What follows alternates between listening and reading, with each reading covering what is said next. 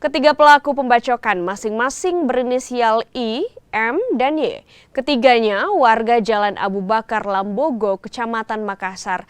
Dari tangan para tersangka, polisi menyita barang bukti berupa parang. Ketiganya dikenakan pasal tentang kekerasan secara bersama-sama dengan ancaman hukuman 7 tahun penjara.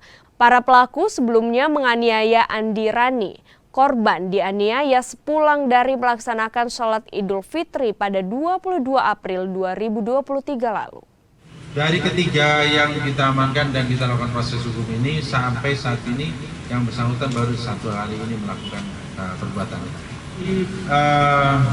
Balas dendam. Nah, permasalahannya balas dendam. Barang bukti yang diamankan, Bang? Barang bukti yang diamankan ada satu pisau, kemudian juga pakaian yang digunakan, yang ada darahnya.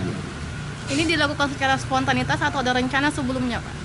Jadi sudah direncanakan sebelumnya karena ada balas dendam terhadap kelompok orang di lokasi itu.